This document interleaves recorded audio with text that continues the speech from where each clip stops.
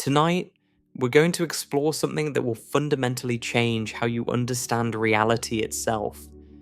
We're going to discover what truly exists beyond the edge of the universe, but here's what most people don't realize. The answer isn't about distance, it's not about what's physically out there in the darkness. The answer is about a single number. A speed limit woven into the fabric of existence that determines what can ever touch what can ever cause what, and ultimately, what is real and what is forever unreachable. This cosmic speed limit doesn't just restrict how fast things can move, it defines causality itself. It shapes the flow of time. And once you understand it, you'll never see the universe the same way again. Before we dive into this journey, if you find these kinds of deep explorations interesting, a quick like or subscribe really helps the channel grow. It's a small thing for you, but it makes a huge difference for me. Now, let's begin. Let's start with something that seems simple, but is actually one of the most profound discoveries in all of human history. The speed of light. You've heard about it. You know it's fast. But here's what most people don't understand. The speed of light isn't just a speed. It's not just how fast photons happen to travel. It's the fundamental speed limit of the universe, built into the very structure of space and time itself. And understanding what that means will completely transform how you see reality. Light travels at approximately 299,792 kilometers per second. Let's round that to 300,000 kilometers per second for simplicity. That's fast. Incredibly, almost incomprehensibly fast. In 1 second, light can travel around Earth's equator about 7.5 times. In the time it takes you to blink, light has traveled from New York to Los Angeles and back more than 30 times. But here's what's crucial to understand. The speed of light isn't special because light happens to be fast. Light is fast because of something deeper. There's a fundamental speed woven into the fabric of space-time, a cosmic speed limit that nothing with information or causality can exceed. Light happens to travel at this speed because photons have no mass. Any massless particle automatically travels at this fundamental speed. It's not that light is special, it's that this speed is special, and light simply reveals it to us. Let me explain why this matters. In our everyday experience, speeds add up. If you're on a train moving at 100 kilometers per hour, and you throw a ball forward at 50 kilometers per hour, someone standing on the platform sees the ball moving at 150 kilometers per hour. Simple addition. This works perfectly well for everything we encounter in normal life. But here's where things get strange. This simple addition doesn't work when you approach the speed of light. If you're on a spacecraft moving at half the speed of light and you shine a flashlight forward, you might expect that the light would travel at 1.5 times the normal speed of light from the perspective of someone watching you. Half from your motion, plus the full speed of light from the flashlight. But that's not what happens. The light still travels at exactly 300,000 kilometers per second. Both from your perspective on the spacecraft, and from the perspective of someone watching you from outside. This seems impossible. How can the light be moving at the same speed for both observers when one observer is already moving at half the speed of light? The answer, discovered by Albert Einstein in his 1905 theory of special relativity, is that space and time themselves adjust to keep the speed of light constant. Time slows down, distances contract. The universe itself rearranges to preserve this one fundamental speed. This isn't a trick or an illusion. It's been confirmed by countless experiments over more than a century. Time dilation has been measured directly. When atomic clocks are flown on jets and compared to identical clocks on the ground, they show slightly different times. The difference is exactly what relativity predicts. GPS satellites, which orbit Earth at high speeds, have to account for time dilation to work properly. If they didn't, your GPS navigation would drift by several kilometers within just a few hours. The speed of light is the same everywhere in the universe for every observer, regardless of how fast they're moving. This universality is what makes it so fundamental.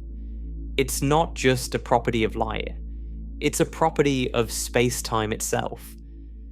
Now, let's explore how we discovered that light has a finite speed at all. For most of human history, people assumed light traveled instantaneously. When you open your eyes, you see things immediately. When you light a candle, the room illuminates at once. There's no perceptible delay between the light leaving its source and reaching your eye. So it seemed obvious that light must be infinitely fast. The first serious challenge to this assumption came in 1676 from a Danish astronomer named Ole Rømer.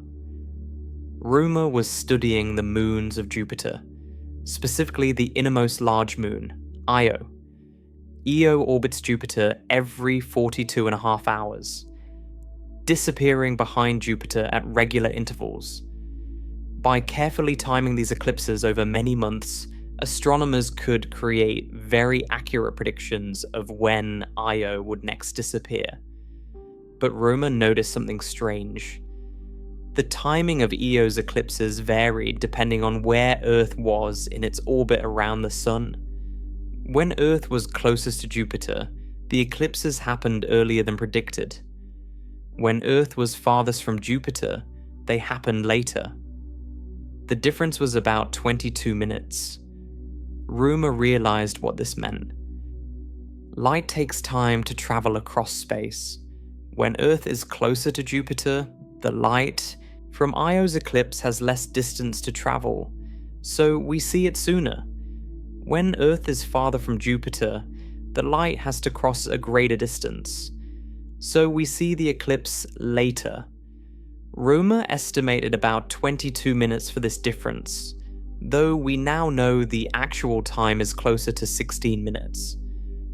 His calculation was off because the exact size of Earth's orbit wasn't known precisely at the time, but his fundamental insight was correct. Rømer's calculation wasn't perfectly accurate because he didn't know the exact size of Earth's orbit. But he proved something fundamental. Light has a finite speed. It takes time to travel from one place to another. This was revolutionary. It meant that when we look at distant objects, we're not seeing them as they are right now. We're seeing them as they were in the past, however long ago the light left them. Over the following centuries, measurements of the speed of light became increasingly precise. In 1849, Armand Fizeau used a rotating toothed wheel to measure the speed of light on Earth. He shone light through a gap in the wheel, bounced it off a mirror several kilometers away, and measured what rotation speed would cause the returning light to be blocked by the next tooth. His measurement was remarkably close to modern values. This experiment was elegant in its simplicity. Fizeau placed a bright light source behind a rapidly rotating wheel with 720 teeth. The light passed through a gap between teeth, traveled about 8.5 kilometers to a mirror, and reflected back. If the wheel rotated at just the right speed, the returning light would be blocked by the next tooth. By measuring this critical rotation speed, Fizeau could calculate how fast light was traveling. His result was about 315,000 kilometers per second, only about 5% off from the modern value. For an experiment conducted in the middle of the 19th century, this was remarkably accurate. In 1862, Léon Foucault improved on this technique using rotating mirrors, getting an even more accurate measurement. Foucault's method was clever. He replaced the toothed wheel with a rotating mirror. Light would bounce off the rotating mirror, travel to a distant fixed mirror, and return. But by the time the light returned, the rotating mirror had turned slightly, sending the returning light at a slightly different angle.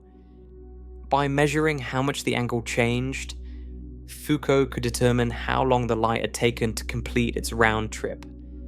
This method was more precise than Fizeau's because angles can be measured very accurately. Foucault's result was about 298,000 kilometers per second, within 1% of the modern value. By the late 19th century, Albert Michelson spent decades refining measurements of the speed of light, eventually winning the Nobel Prize for his precision work. Michelson developed increasingly sophisticated versions of Foucault's rotating mirror method. He conducted his most famous measurements in 1926, bouncing light between mirrors on two mountaintops in California about 35 kilometers apart. Michelson was obsessed with precision. He built his own instruments, calibrated them meticulously, and repeated his measurements hundreds of times. His final value was within about 1 kilometer per second of the modern accepted value, an accuracy of better than 1 part in 300,000. But Michelson also made another crucial discovery. In 1887, working with Edward Morley, he performed an experiment that would help inspire Einstein's theory of relativity. The Michelson-Morley experiment attempted to detect the Earth's motion through the supposed luminiferous ether, a hypothetical medium that scientists believed light traveled through.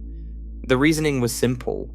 If Earth moves through the ether, then light traveling in the direction of Earth's motion should have a different speed than light traveling perpendicular to Earth's motion. Just as a swimmer moves at different speeds when swimming with versus against the current. But Michelson and Morley found nothing, no difference in the speed of light in any direction. The speed of light was exactly the same regardless of the direction it traveled, regardless of Earth's motion through space. This null result was deeply puzzling. It seemed to violate common sense about how motion and velocities work. But it was this puzzle that Einstein solved with special relativity. The speed of light is constant not because there's no ether, but because space and time themselves adjust to keep it constant. Today, we know the speed of light with extraordinary precision. The official value is 299,792,458 meters per second. In fact, this value is now exact by definition. Since 1983, the meter has been defined as the distance light travels in 299,792,458th of a second. We don't measure the speed of light anymore. We use it to define our units of measurement. Now, here's the deeper question. Why can't anything travel faster than light? This isn't a technological limitation. It's not that our rockets aren't powerful enough, or our fuel isn't efficient enough. It's a fundamental law of physics, as inviolable as the law of conservation of energy or the law of gravity. To understand why, we need to understand what happens to objects as they approach light speed.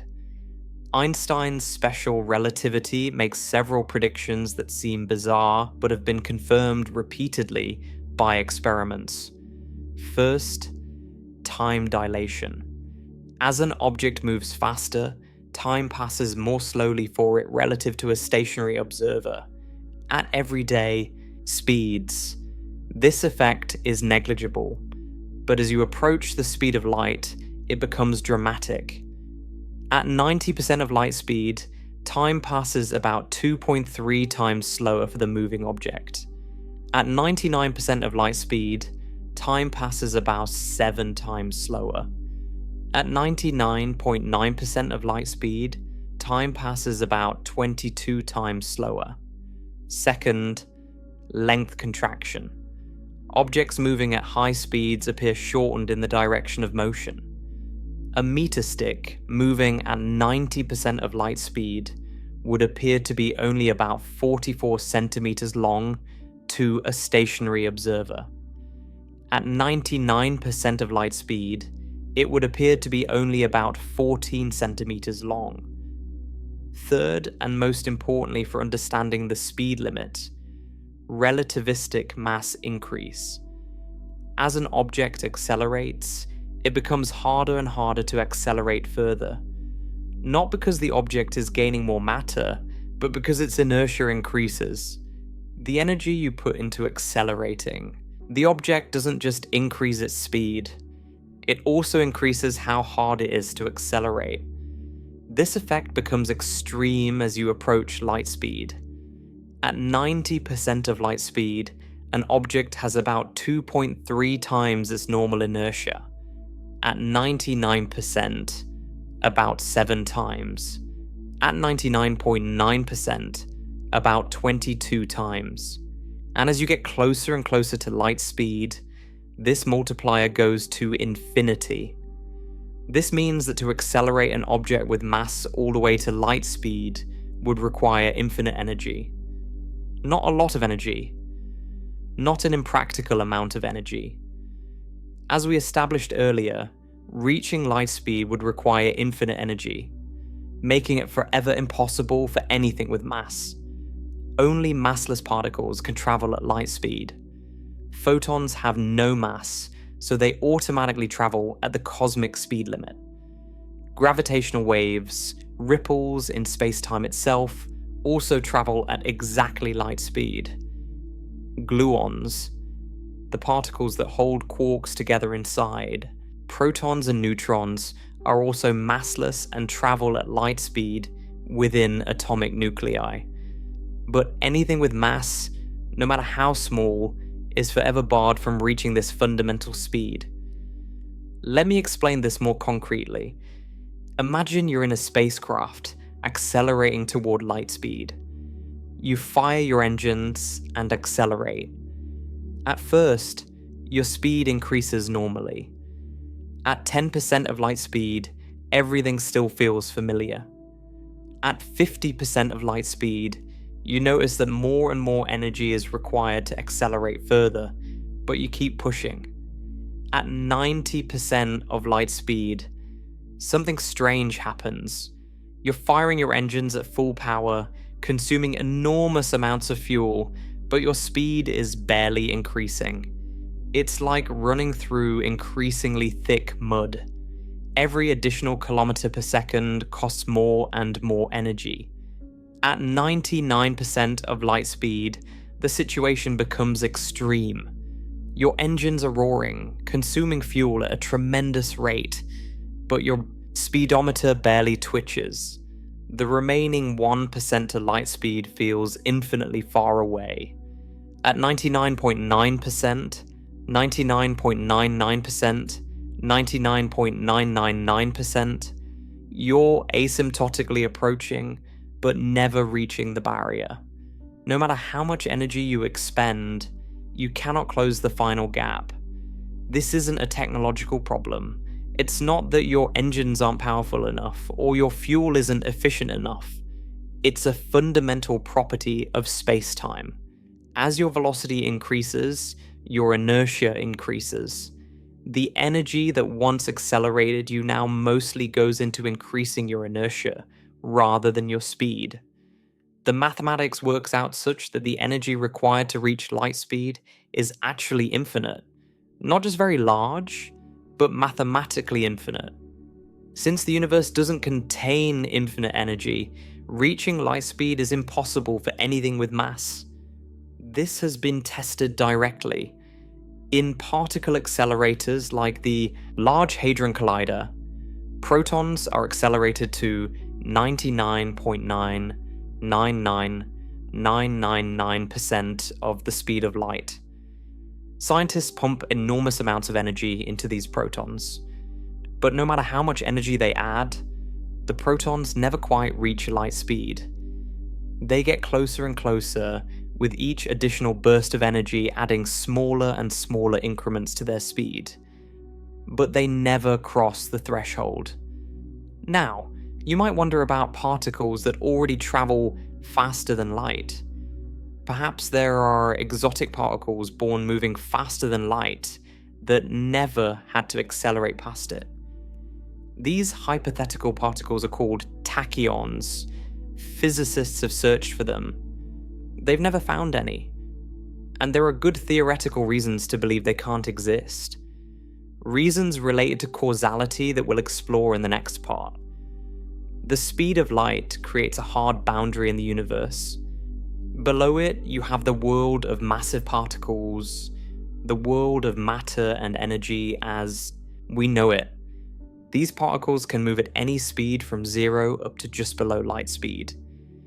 At light speed, you have massless particles like photons that must travel at exactly this speed, never faster, never slower. Above light speed, there appears to be nothing, a forbidden zone that nothing can enter. But here's what's truly profound about this cosmic speed limit. It's not just about motion, it's about causality itself. The speed of light is the speed at which cause and effect can propagate through the universe. It's the maximum speed at which any influence, any information, any signal can travel. If you push a button to fire a laser, the laser light travels away from you at light speed. Nothing you do after pressing that button can catch up to the light and influence what it does. The cause, pressing the button, and the effect, the laser hitting something far away, are connected by this maximum speed of influence. This is why the speed of light is sometimes called c, which stands for celeritas, the Latin word for swiftness, but a better name might be the speed of causality. It's the fundamental speed at which the universe allows one event to affect another event. And this has profound implications for what exists beyond the universe. Because if there are regions of space so far away that light from them has never had time to reach us since the universe began, then those regions cannot have affected us in any way. They're causally disconnected from us. In a very real sense, they don't exist for us. Not because they're not real, but because they can never influence our reality in any way. This is the beginning of understanding what lies beyond the edge of the observable universe. It's not empty space, it's not nothingness, it's a barrier of causality, a horizon defined by the finite speed of light and the finite age of the universe. Let me give you one more way to understand why the speed of light is fundamental. Consider what would happen if there were no speed limit.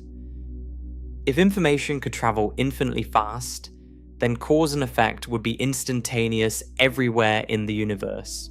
Something happening on a galaxy a billion light years away could instantly affect what happens here. The concept of location would become meaningless. Everything would be connected to everything else at all times. More disturbingly, without a speed limit, the ordering of events would become ambiguous. Two events happening at different places could be perceived as happening in different orders by different observers, even though both observers could communicate instantaneously and compare notes. Paradoxes would emerge. Effects could precede causes. The logical structure of the universe would collapse.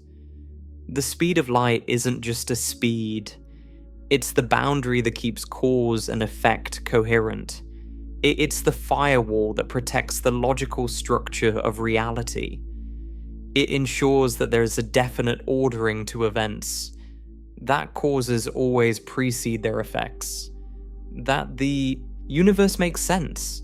When we ask what exists beyond the universe, we're really asking about the limits of this causal structure. We're asking about the edge of what can touch us, what can affect us, what is real to us. And that edge is defined by one number, 300,000 kilometers per second.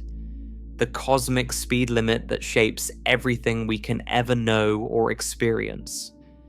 Now that we understand the speed of light as a fundamental constant, let's explore its deeper implications.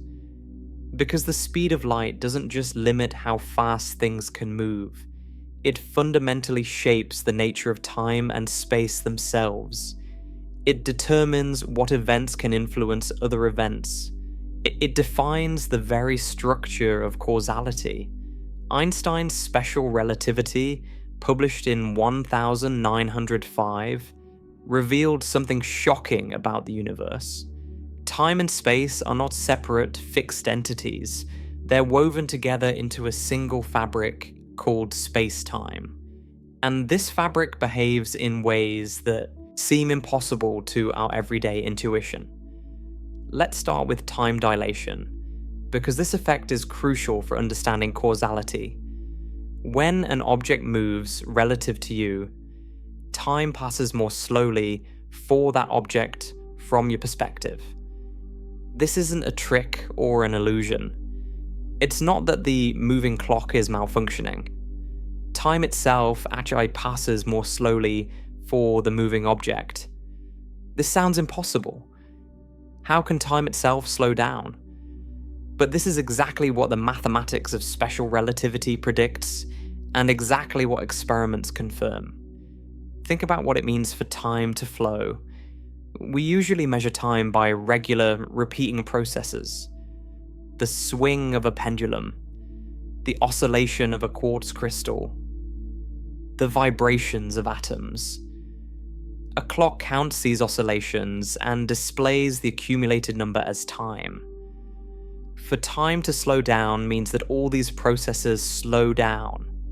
Not just mechanical clocks, but atomic clocks, biological processes, chemical reactions, everything. If you're moving at 90% of light speed, your heart beats slower, your neurons fire slower, your thoughts occur slower.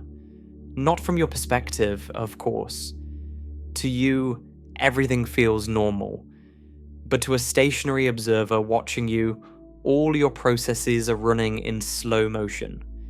The mathematics gives us a precise formula. The time dilation factor, often called gamma, equals 1 divided by the square root of 1 minus velocity squared over c squared. At everyday speeds, this factor is essentially 1. Time flows normally, but as velocity approaches c, the factor grows without bound, eventually approaching infinity. Time for a moving object approaches a standstill from the perspective of a stationary observer. We explored the specific numbers earlier. What matters here is understanding what this means for causality.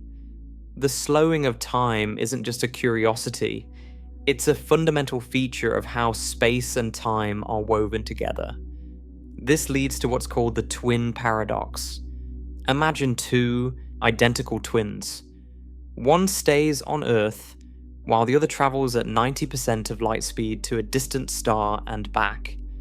When they reunite, the traveling twin has aged far less than their Earthbound sibling. We'll explore this in more detail shortly. But for now, understand that this isn't just theory.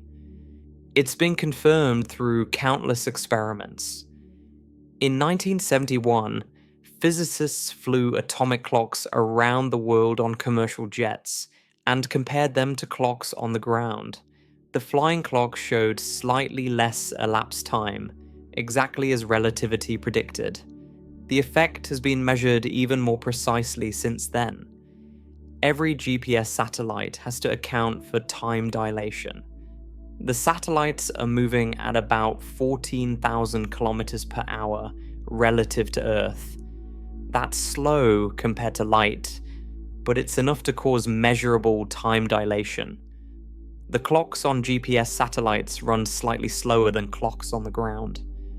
If this weren't corrected for, GPS navigation would be useless. But here's what's truly strange about time dilation. It's symmetric. From the perspective of the traveling twin, it seems like Earth is moving away at 90% of light speed. So shouldn't time on Earth be running slow from the traveler's perspective? How can both twins think the other's time is running slow? The answer lies in the fact that the situation isn't truly symmetric. The traveling twin accelerates at the start of the journey, decelerates at the turnaround point, accelerates again to head back, and decelerates at the return. These accelerations break the symmetry. The traveling twin knows they're the one who moved because they felt the acceleration. The earthbound twin felt no such forces. But let's go deeper into what time dilation means for causality. The speed of light defines a cone of possible influence, extending from any event. This is called the light cone, and it's one of the most important concepts in physics. Imagine an event, say, a flash of light, occurring at a specific time and place. From that event, light spreads outward in all directions at the speed of light. If we draw a diagram with one dimension of space on the horizontal axis and time on the vertical axis, the light traces out two diagonal lines going up and to the left and right. This forms a cone shape, with the event at the bottom point. Actually, in the full four-dimensional space-time we inhabit, with three spatial dimensions and one time dimension, the light cone is a true three-dimensional cone surface embedded in 4 dimensions. But since we can't easily visualize 4 dimensions, physicists usually draw it with just 1 or 2 spatial dimensions, which gives us either a pair of diverging lines or a cone shape. The light cone has 2 parts, each equally important. The future light cone extends upward from the event into the future. It contains all the points in space-time that light from the event could possibly reach. Any event inside this future light cone could be caused by the original event. Any location inside could receive a signal from the original event. The past light cone extends downward from the event into the past. It contains all the points in space-time from which light could have reached the original event. Any event inside this past light cone could have caused the original event. Any location inside could have sent a signal that arrived at the original event. Let me give you a concrete example to make this vivid. Suppose a flash of light occurs right now, right where you're sitting. 1 second from now, where has the light gone? It has traveled about 300,000 kilometers in every direction, forming a sphere with that radius. Anything inside that sphere could potentially be affected by the flash. Anything outside that sphere cannot be affected yet. After 1 minute, the sphere has expanded to about 18 million kilometers radius. After 8 minutes and 20 seconds, the light has reached the sun about 150 million kilometers away. After 4.24 years, it has reached the nearest star system, Alpha Centauri. After 2.5 million years, it has reached the Andromeda Galaxy. This expanding sphere traces out the surface of your future light cone in space-time. Everything inside the sphere at any given time is inside your light cone. Everything outside is outside your light cone and cannot be affected by you yet. Going backward in time works the same way. Everything that could have sent you information is inside your past light cone. A star 100 light years away is inside your past light cone, because it could have sent light that reached you today. But an event that happened 50 years ago at that star is outside your past light cone. The light from that event hasn't had time to reach you yet. Everything inside this light cone, above the event, represents all the points in space-time that could be affected by the original event. These are places and times that light from the event could reach. If you're inside someone's future light cone, they can potentially send you a message, hit you with a laser, or influence you in some way. Everything outside the light cone represents events that cannot be affected by the original event. They're too far away for even light to reach them given the time available. They're causally disconnected from the original event. Now, here's where it gets mind-bending. Different observers moving at different speeds see events in different orders. Two events that seem simultaneous to one observer might appear to happen at different times to another observer moving relative to the first. This is called the relativity of simultaneity, and it's a direct consequence of the speed of light being constant for all observers. But wait, doesn't this mean that cause and effect could be reversed? If different observers see events in different orders, couldn't some observers see an effect happening before its cause? This is where the light cone becomes crucial. The order of events can only be perceived differently if the events are outside each other's light cones. If event A is inside the past light cone of event B, meaning A could have caused B, then all observers everywhere in the universe will agree that A happened before B. The causal ordering is preserved. Only events that are outside each other's light cones, events that could not have influenced each other, can have their ordering perceived differently by different observers. And since they couldn't have influenced each other anyway, it doesn't matter what order different observers perceive them in. No paradox arises. This is how the speed of light protects causality. It ensures that any two events with a causal relationship, where one could have influenced the other, will be perceived in the same order by all observers. Causes always come before effects. Now, let's imagine what would happen if faster than light travel or communication were possible. This is where things get dangerous for the logical structure of reality. Suppose you could send a message faster than light. You send a message to a friend on a planet 10 light years away, and your message arrives in only 1 year. From your perspective, you sent the message in year 0, and it arrived in year 1. Now your friend, upon receiving the message, immediately sends a reply using the same faster-than-light technology. They send their reply in what they perceive as their year 1, and it arrives at Earth in their year 2. Here's the problem. From a different frame of reference, one moving at high speed relative to you, the events can be reordered. In this other frame, your friend's reply could be sent before you sent your original message. The reply arrives at Earth before you ever sent anything.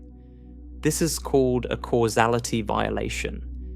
The effect, the reply, has preceded the cause, your original message.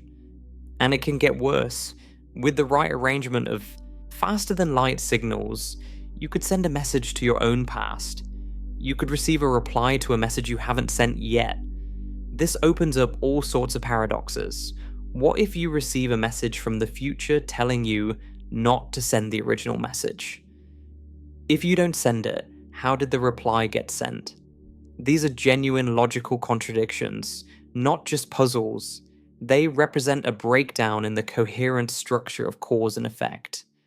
This is why physicists are extremely skeptical that faster-than-light travel or communication is possible. It's not just that we don't have the technology. It's that allowing faster-than-light information transfer seems to break causality itself. The universe appears to have a deep prohibition against such things, precisely because they would create logical inconsistencies. Now, let's explore another consequence of the speed of light: the interconnection between space and time. Before Einstein, people thought of space and time as separate things. Space was where things happened. Time was when things happened. They seemed like completely different concepts. But special relativity revealed that they're actually different aspects of the same thing. Space and time are woven together into space-time, and the speed of light is the conversion factor between them. Think about it this way. When we measure distances, we use units like meters or kilometers. When we measure time, we use units like seconds or years.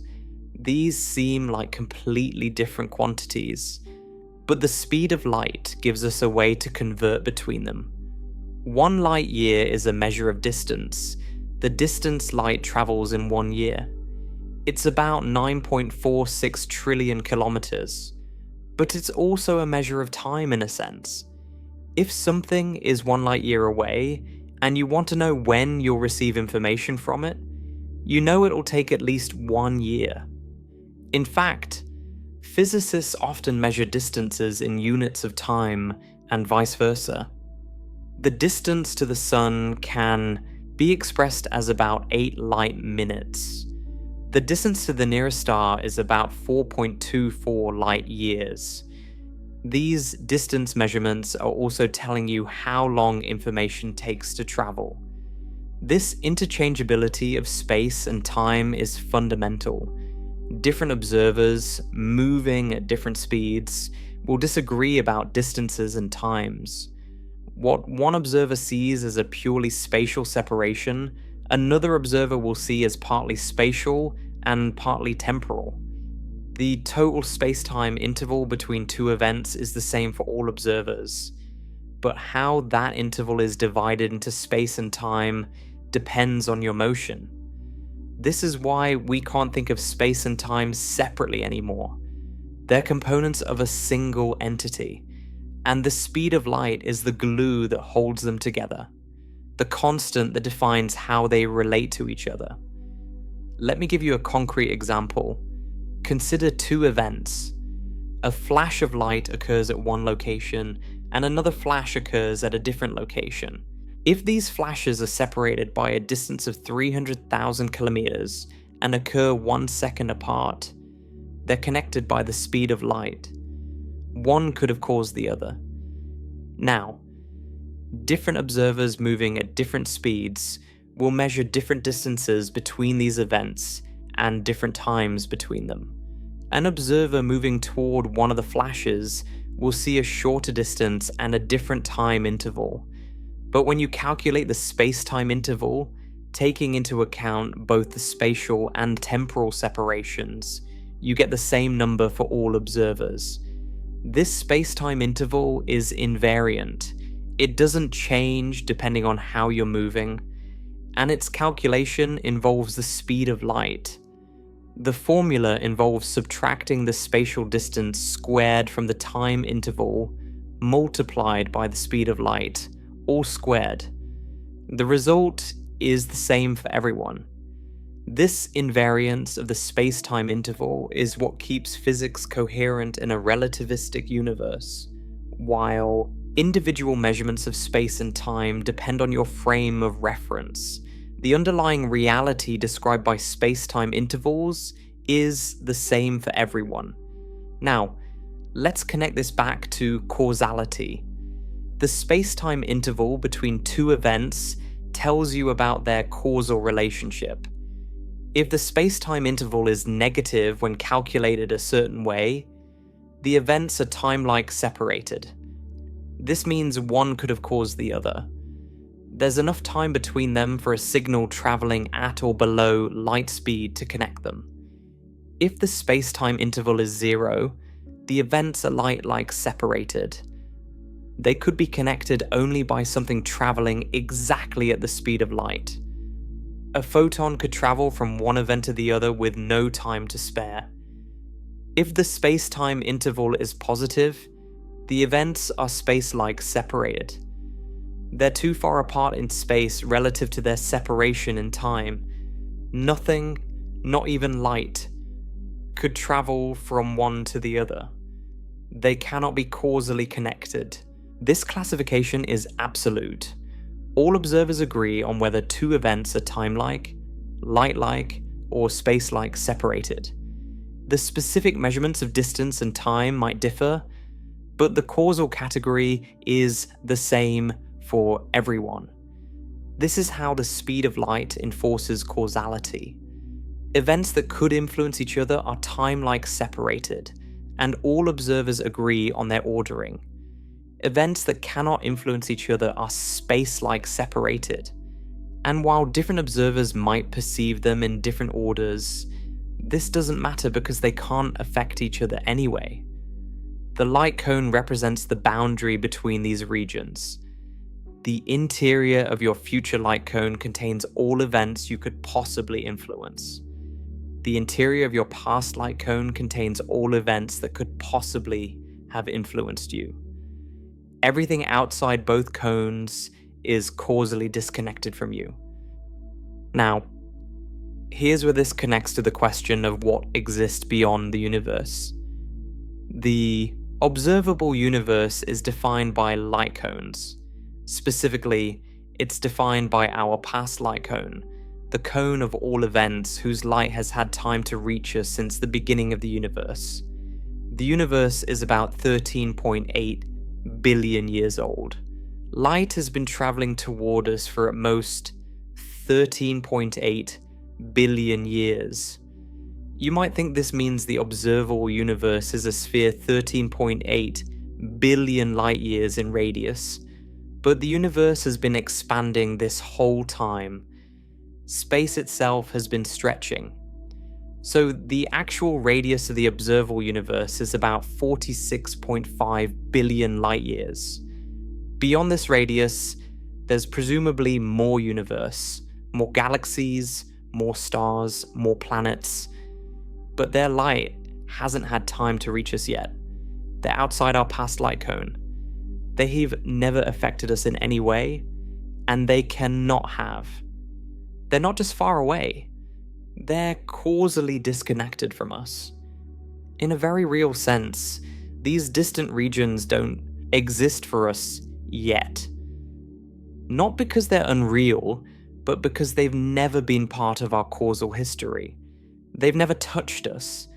And here's something even more profound. Due to the accelerating expansion of the universe, some regions that are currently outside our observable universe will never enter it. They're moving away from us faster than light, not because they're traveling through space faster than light, but because space itself is expanding between us and them at an increasing rate. These regions will never be able to influence us. Their light will never reach us. We will never know what's there.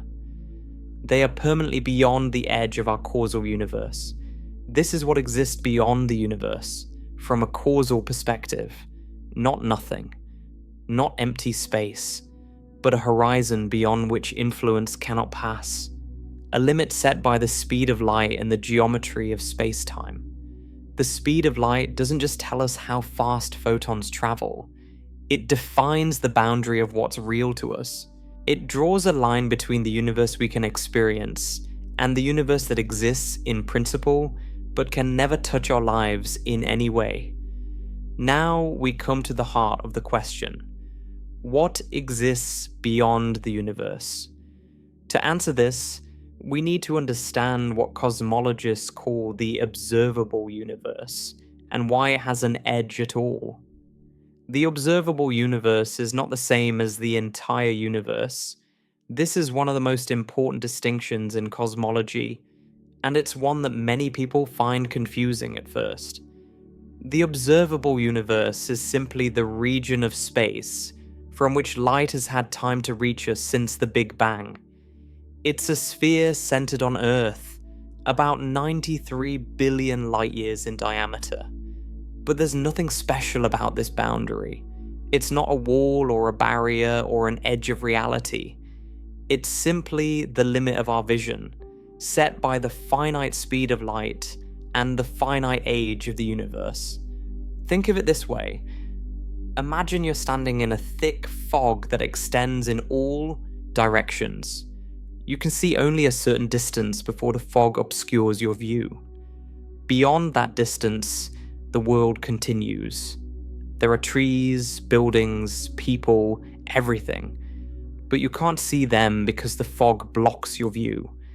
The observable universe is similar. The fog in this case is time itself. Light from beyond a certain distance hasn't had time to reach us yet. The universe extends beyond our observable horizon, but we simply can't see it. There's another important point here. The observable universe is centered on us, but this doesn't mean we're special. Every observer in the universe has their own observable universe, centered on their own location. An alien civilization in a galaxy 1 billion light years from Earth would have their own observable universe, also about 93 billion light years across, but centered on them. Their observable universe would overlap with ours, but wouldn't be identical. If you could instantaneously teleport to a galaxy near the edge of our observable universe, you wouldn't find yourself at the edge of anything. You'd find yourself in a perfectly normal region of space with its own observable universe, extending 93 billion light years in all directions around you. What was the edge of our observable universe would be well within yours, and you'd be able to see far beyond what we can see. Wait, you might say.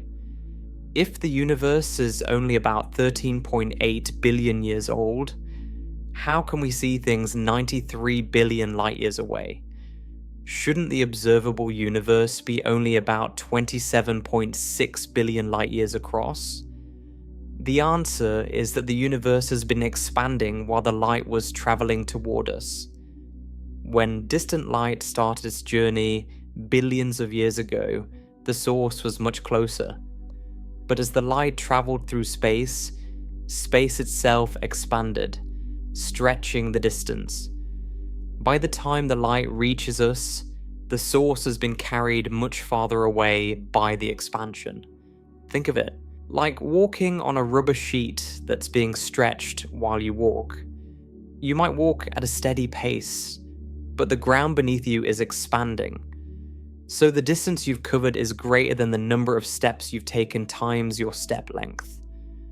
The most distant objects we can see emitted their light about 13.4 billion years ago, when the universe was only about 400 million years old. Back then, those objects were perhaps 42 million light years away, but during the 13.4 billion years that the light has been traveling toward us, the expansion of the universe has carried those objects away. They're now about 46 billion light years away. This vast sphere is centered on us not because we're special, but simply because we're the observers. An alien civilization in a galaxy 1 billion light years away would have their own observable universe, also about 93 billion light years across, but centered on them. Their observable universe would overlap with ours, but not perfectly. Now, what's beyond the edge of the observable universe? The simple answer is more universe. There's no reason to think the universe ends at the edge of what we can see. The edge of the observable universe isn't a wall or a barrier. It's just the limit of how far light has been able to travel in the age of the universe. Beyond that limit, there are presumably more galaxies, more stars, more planets. The laws of physics should be the same there. The distribution of matter should follow the same patterns. Everything we know about cosmology suggests that the universe extends far beyond what we can observe. Let me explain why we're so confident about this. When we look at the observable universe, we see the same thing in every direction. The universe is homogeneous and isotropic at large scales. Homogeneous means the same everywhere. Isotropic means the same in all directions. There's no preferred direction, no special region, no sign that the universe is different in one place compared to another. The cosmic microwave background radiation, the afterglow of the Big Bang, is almost perfectly uniform in all directions. The distribution of galaxies is statistically the same everywhere we look. This suggests that the universe beyond our observable horizon is just more of the same. There's no reason to expect it to suddenly change character just beyond the limit of what we can see. Furthermore, when we observe regions near the edge of our observable universe, they don't look special either. Galaxies at the edge look the same as galaxies nearby, just younger because we're seeing them as they were billions of years ago. They don't show any signs of being near an edge or a boundary. The most distant galaxies we observe appear to be in a universe that continues beyond them. They have their own neighborhoods of other galaxies. They're not isolated at the edge of something. They're just far away from us. How far does the universe extend? We don't know. The universe might be finite but unbounded, curving back on itself like the surface of a sphere, but in higher dimensions. If you walked in a straight line on the surface of Earth, you'd eventually return to your starting point. Similarly, in a finite but unbounded universe, if you traveled in a straight line for long enough, you might theoretically return to where you started. Or the universe might be truly infinite, extending forever in all directions. Current observations suggest it's at least several hundred times larger than the observable universe, but we can't be sure. There's a fundamental limit to how much we can learn about regions we can never observe. What we can be sure of is that whatever is out there, we can never see it. Not because our telescopes aren't good enough, but because the light simply hasn't had time to reach us. The information about those distant regions has not arrived yet, and in some cases, never will. This brings us to something called the cosmological event horizon. You see, the universe isn't just expanding, it's expanding at an accelerating rate. Space is stretching faster and faster, and this has profound consequences for what we can ever observe. In the distant past, the expansion was actually slowing down. Gravity from all the matter in the universe was pulling things back together, decelerating the expansion. But about 6 billion years ago, something changed. The expansion started speeding up. We call the cause of this acceleration dark energy. We don't know what dark energy is. It might be a property of space itself, a cosmological constant that Einstein originally proposed and then rejected. It might be some new field pervading the universe. Whatever it is, it's causing the expansion of space to accelerate. Dark energy is one of the greatest mysteries in modern physics. It makes up about 68% of the total energy content of the universe, yet we have no idea what it is. We can measure its effects with exquisite precision, but its fundamental nature remains completely unknown. Einstein introduced the concept of a cosmological constant in 1917, just 2 years after publishing General Relativity. He needed something to counteract the gravitational attraction of matter to keep the universe static. At the time, everyone believed the universe was eternal and unchanging. When Edwin Hubble discovered in 1929 that the universe was actually expanding, Einstein removed the cosmological constant from his equations, calling it his greatest blunder. He assumed that since the universe was expanding, no counteracting force was needed. But in 1998, 2 independent teams of astronomers made a shocking discovery. By observing distant supernovae, They found that the expansion of the universe was not slowing down as expected. It was speeding up. This made no sense. Gravity should be pulling matter together, decelerating the expansion. Instead, something was pushing the universe apart, and that push was getting stronger over time. The cosmological constant was back, but now with a different interpretation. Instead of keeping the universe static, it was driving accelerated expansion. The same mathematical term Einstein introduced and then abandoned turned out to be necessary after all, just for different reasons. Other theories propose that dark energy is a dynamic field called quintessence that changes over time.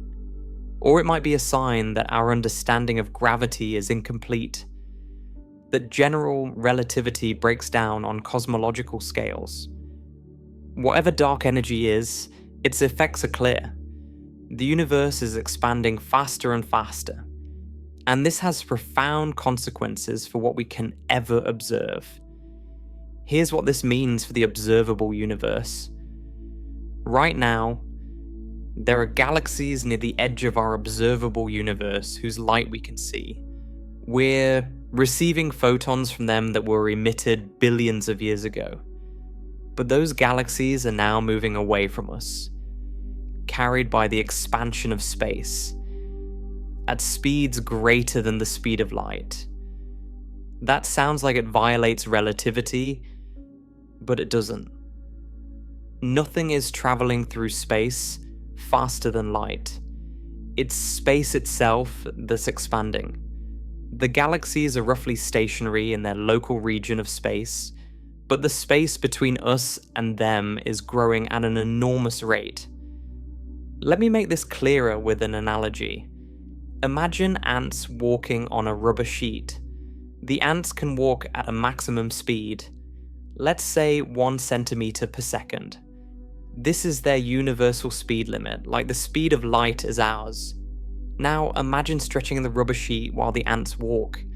The ants are still walking at their maximum speed, but the distance between them can grow faster than they can walk if you stretch the sheet fast enough. No ant is moving through the rubber faster than 1 centimeter per second, but the rubber itself is stretching, increasing the distance between ants faster than they can cover by walking. This is exactly what's happening with the universe. Galaxies aren't flying through space at superluminal speeds. They're roughly stationary in their local region of space-time, but space itself is expanding between them and us faster than light can cross it. The numbers are staggering. A galaxy 10 billion light years away is receding from us at roughly 70% of the speed of light. A galaxy at the edge of the observable universe, about 46 billion light years away, is receding at more than 3 times the speed of light. We can still see these distant galaxies because the light we're receiving left them billions of years ago, when they were much closer and the expansion was slower. The light has been traveling toward us this whole time, but we're seeing them as they were in the ancient past, not as they are now. For galaxies far enough away, the space between us is expanding faster than light can cross it. These galaxies are said to be beyond our cosmic event horizon. They are permanently unreachable. Any signal we send them, traveling at the speed of light, will never arrive. Any signal they send us traveling at the speed of light will never reach us. Right now, this event horizon is about 16 billion light years away. Galaxies farther than this are receding from us faster than light due to the expansion of space. We might still see them, because we're receiving light they emitted long ago when they were closer, but we'll never see what they look like now, and we'll never be able to visit them. And here's the troubling part. The event horizon is getting closer. As the expansion of the universe accelerates, more and more galaxies are being carried beyond the horizon. Galaxies that are currently within our observable universe will eventually cross the event horizon and disappear from view. Not immediately. The light from distant galaxies doesn't just cut off. Instead, it gets increasingly redshifted as the expansion stretches the light waves. The galaxy gets dimmer and redder, eventually fading from view as the light is stretched beyond the point where our instruments can detect it. In the far future, trillions of years from now, the sky will be much darker than it is today. Most galaxies will have crossed the event horizon. The only galaxies visible will be those in our local group, the handful of galaxies gravitationally bound to the Milky Way. Everything else will have disappeared beyond the cosmic horizon. Let me describe what this will look like. Today, when we point our telescopes at the sky, we can see about 2 trillion galaxies. The night sky, if you could see all wavelengths of light, would be filled with countless points of light, each one a galaxy containing billions of stars. In 1 trillion years, things will be very different. The Milky Way will have long since merged with Andromeda and the other galaxies of the local group, forming one large elliptical galaxy. This merged galaxy will drift alone in the cosmos. If astronomers exist in that distant future, they'll point their telescopes at the sky and see nothing beyond their own galaxy. No other galaxies, no cosmic microwave background, no evidence of the Big Bang, just their single galaxy, floating in infinite darkness. Why? Because all of the galaxies will have been carried beyond the cosmic event horizon by the accelerating expansion. The light from those galaxies will be redshifted so severely that it becomes undetectable, stretched to wavelengths longer than the observable universe itself. Any intelligent beings living at that time, unless they have access to our current astronomical records, would conclude that they live in an island universe, a single galaxy floating in an infinite void. They would have no evidence that the universe was ever different, that billions of other galaxies once populated the sky. They might develop physics and chemistry and understand how stars work. But cosmology as we know it would be impossible. They'd have no way to discover the Big Bang, no way to measure the expansion of the universe, no way to detect dark energy. All the evidence would have disappeared beyond the horizon. This is a profound loss of information. The expanding universe is gradually erasing its own history, cutting us off from regions we could once observe. The observable universe isn't fixed. It's dynamic. And in our case, it's shrinking in terms of what we will ever be able to see. The cosmic microwave background, that faint glow of radiation from 400,000 years after the Big Bang, will fade away as the expansion stretches its wavelength beyond detection. The oldest light in the universe will become invisible. Future cosmologists might not even know the universe had a beginning. Without the cosmic microwave background, without the redshift of distant galaxies, what evidence would they have? They might conclude that their single galaxy has existed forever, that the universe is eternal and unchanging. How ironic. Before Hubble discovered the expanding universe, scientists believed in an eternal, unchanging cosmos. In the far future, due to the very expansion Hubble discovered, scientists might return to that same mistaken conclusion because all evidence to the contrary will have disappeared. This raises deep questions about the nature of knowledge. How much do we know that we don't realize we could have missed? What evidence might have already been lost in our universe's history? Are there things that were once knowable, but are no longer? Now, Let's think about what exists beyond all of this. Beyond the observable universe, beyond the cosmic event horizon, what's out there? The honest answer is that we don't know, and we can never know through direct observation. But we can make inferences based on what we understand about physics and cosmology. One inference is that the universe beyond our observable horizon is probably very similar to the universe within it. There's no reason to think the laws of physics change at the edge of our observable universe. There's no reason to think the distribution of matter is fundamentally different. The universe should look roughly the same everywhere, with galaxies and stars and planets following the same patterns. This is actually a principle in cosmology called the Copernican principle, or the cosmological principle.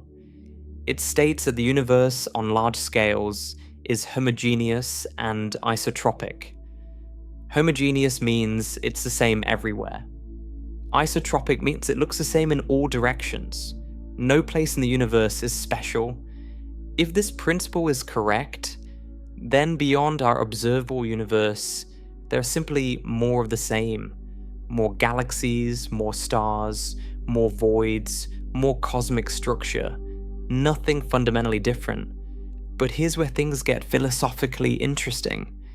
Because if the universe is infinite, and if the cosmological principle holds, then some very strange things become possible, or perhaps inevitable. In an infinite universe with matter distributed according to certain patterns, every possible configuration of matter will occur somewhere, including exact copies of Earth, including exact copies of you. This isn't mysticism or wild speculation. It's a straightforward consequence of infinity combined with the finite number of possible configurations of matter in any region of space. Think about it this way. There are only so many ways you can arrange atoms in a region the size of the observable universe. The number is unimaginably large, but it's finite.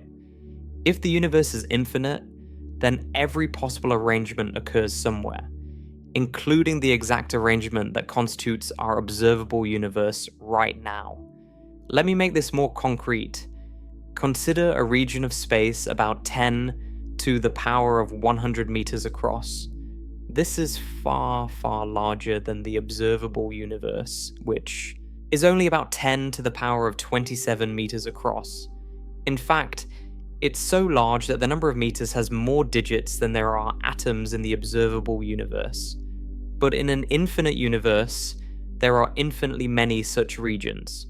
And since there are only a finite number of possible arrangements of matter in any region, at some point, the arrangements must repeat. Somewhere out there in a region unimaginably far away, there's a region identical to ours, with an identical Earth, with an identical you. This is called the Level 1 multiverse by cosmologist Max Tegmark. It's not really a multiverse in the sense of separate universes. It's just very distant regions of our own infinite universe that happen to look like ours. If the universe is infinite, these doppelganger regions are inevitable. The mathematics is unforgiving. An infinite number of trials with a finite number of possible outcomes means every outcome occurs an infinite number of times. This means that somewhere, unimaginably far away, beyond any horizon we could ever reach, there might be another Earth with another you, living an identical life up to this moment, or a nearly identical life with slight variations, or a completely different life on a completely different planet. The nearest exact copy of you might be about 10 to the power of 10 to the power of 29 meters away. That number is so large, I can't really convey what it means. It's not just far, it's so far that the distance itself has more digits than there are particles in the observable universe. These are not parallel universes in the science fiction sense. They're just distant regions of our own universe, so far away that they're causally disconnected from us. We can never visit them, communicate with them, or be influenced by them in any way. The speed of light guarantees this disconnection. Even if you could travel at light speed, you could never reach these distant doppelganger regions. Space is expanding too fast. You're permanently separated from your copies. This raises profound questions about identity and uniqueness. Are you unique if there are copies of you? Are your choices meaningful if every possible choice is made somewhere? These are philosophical questions that physics alone can't answer. Now, some theories suggest that our universe isn't the only one. The multiverse hypothesis proposes that our universe is one of many, perhaps infinitely many universes. These could have different physical constants, different laws of physics, different properties entirely. This idea arises from several different areas of physics, each suggesting its own version of the multiverse. Let me explain the main ones. The first is the inflationary multiverse, which comes from our best theory of the very early universe.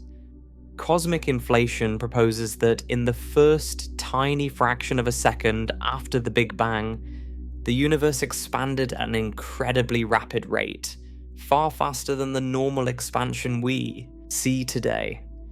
This inflationary expansion was driven by a quantum field called the inflaton.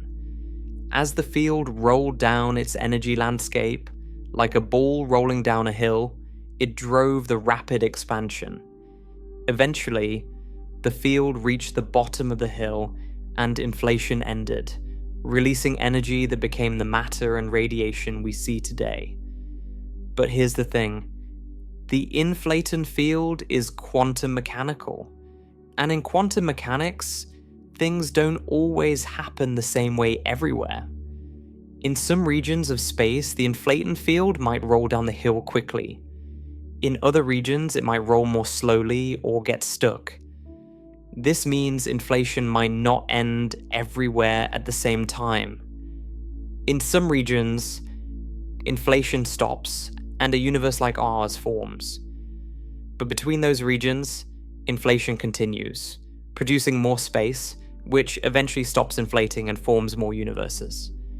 And in between those, inflation continues, producing still more universes, and so on, forever. This is called eternal inflation. It produces an infinite number of bubble universes, each one causally disconnected from the others. Our universe is just one bubble in an infinite foam. The second type of multiverse comes from string theory, one of the leading candidates for a theory of quantum gravity. String theory describes fundamental particles not as point-like objects but as tiny, vibrating strings. Different vibration modes correspond to different particles. String theory requires extra dimensions of space beyond the three we experience. These extra dimensions are curled up so small we can't see them. But the way they're curled up affects the properties of our universe, including the values of physical constants. The mathematics of string theory allows for an enormous number of possible ways to curl up the extra dimensions. Estimates suggest there might be 10 to the power of 500 different possibilities. Each possibility would give rise to a universe with different properties, different particle physics, different forces. This collection of possible universes is called the string theory landscape. If eternal inflation is true and string theory is correct, then all these possible universes actually exist somewhere in the multiverse. We happen to live in one with properties that allow for complex chemistry and life. The third type of multiverse comes from quantum mechanics itself.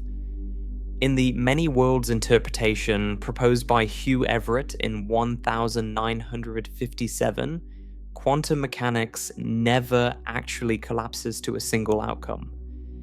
Instead, all possible outcomes occur, but in different branches of reality. When you flip a quantum coin, both heads and tails occur. The universe splits into two branches, one where you see heads and one where you see tails. Both versions of you are equally real, but they can never interact. This interpretation is controversial. Many physicists don't like it because it seems to violate Occam's razor by postulating an enormous number of unobservable universes. Others find it the most elegant interpretation of quantum mechanics because it doesn't require any special rule for when wave functions collapse. If many worlds is true, then every quantum event creates new branches. The universe is constantly splitting into more and more versions. The number of branches is incomprehensibly large and growing larger every moment. In the eternal inflation model, the Big Bang wasn't a single event. It's an ongoing process happening endlessly in a vast inflating space. Different regions stop inflating at different times, each one becoming a universe like ours. Our universe is just one bubble in an infinite foam of universes, each potentially with different properties. In the many worlds interpretation of quantum mechanics, every quantum event causes the universe to split into multiple branches, with each possible outcome occurring in its own branch. This would create an enormous, perhaps infinite tree of universes, branching constantly. Whether these multiverses exist is uncertain. We have no direct evidence for them, and it's unclear how we could ever get such evidence. The other universes, if they exist, are by definition completely disconnected from ours. They exist beyond any possible observation or experiment. But consider what this means for the question of what exists beyond the universe. If the multiverse exists, then beyond our universe are other universes. Endless other universes with properties we can't imagine. And beyond those universes, more universes still, perhaps infinitely many. The speed of light, which defines the causal boundary of our observable universe, would be just one constraint among many. It would define the limit of what we can observe within our universe. But the greater reality might be vastly larger, containing endless realms we can never access. This is speculative, of course, but speculation grounded in serious physics. The multiverse hypothesis isn't just science fiction. It emerges from our best theories of cosmic inflation and quantum mechanics. Whether it's true is another question, but it's a possibility that cosmologists take seriously. Let's return to something more concrete. The observable universe. The thing we can actually study. Even within this limited region, the distances are mind-boggling. The observable universe contains about 2 trillion galaxies. Each galaxy contains anywhere from millions to trillions of stars. The total number of stars in the observable universe is estimated around 200 billion trillion. That's a 2 followed by 23 zeros. Let me try to convey how large this number is. If you started counting at 1 star per second, never sleeping, never resting, it would take you about 6 trillion years to count all the stars. That's about 400 times the current age of the universe. If every star was a grain of sand, you'd have enough sand to fill several Olympic-sized swimming pools. Actually, you'd have enough sand to bury the entire state of Texas under a layer several feet deep. Every one of those stars is a sun. Some smaller and cooler than ours, some larger and hotter. Many of them have planets. The Kepler Space Telescope showed us that planets are common, not rare. On average, every star has at least one planet. Some have many. That means there are probably more planets in the observable universe than stars. At least 200 billion trillion planets. Probably more. Trillions upon trillions of worlds we've never seen, never explored, never imagined. Some of those planets are rocky like Earth. Some are gas giants like Jupiter. Some orbit in the habitable zone of their stars, where liquid water could exist on the surface. How many of those might have life? How many might have intelligent life? We don't know. But the numbers are so large that even a tiny probability becomes meaningful. If only 1 in a billion planets has life, that's still 200 trillion planets with life in the observable universe. If only 1 in a trillion has intelligent life, that's still 200 billion civilizations. These are rough estimates, of course. We don't know the actual probability of life arising. It could be higher, it could be much lower. Life on Earth might be a cosmic fluke, a one-time accident that will never be repeated. But the size of the universe makes even flukes likely somewhere. With 2 trillion galaxies to explore, even extraordinarily improbable events become almost certain to happen at least once. And yet, the universe is mostly empty space. If you shrunk the sun down to the size of a white blood cell and shrunk everything else proportionally, the Milky Way would still be the size of the continental United States. Stars are scattered through space with vast gulfs of nothingness between them. This emptiness is crucial for the structure of causality. The speed of light, fast as it is, still takes time to cross these enormous distances. Light from the nearest star system, Alpha Centauri, takes over 4 years to reach us. Light from the center of our galaxy takes about 26,000 years. Light from the Andromeda galaxy takes about 2.5 million years. This means when we look at distant objects, we're looking into the past. We see the sun as it was about 8 minutes ago. We see Alpha Centauri as it was over 4 years ago. We see the Andromeda galaxy as it was 2.5 million years ago, when early humans were just beginning to use stone tools on Earth. The most distant objects we can see, the earliest galaxies and the cosmic microwave background radiation, show us the universe as it was over 13 billion years ago. We're looking at light that has been traveling since near the beginning of time. This makes the observable universe a time machine. By looking deeper into space, we look further back in time. The edge of the observable universe isn't just a boundary in space, it's a boundary in time. It's the point beyond which the universe was too young for light to have traveled to us. Let me make this vivid. When you look at the sun, you're seeing it as it was 8 minutes and 20 seconds ago. That's how long the light took to travel from the sun to your eyes.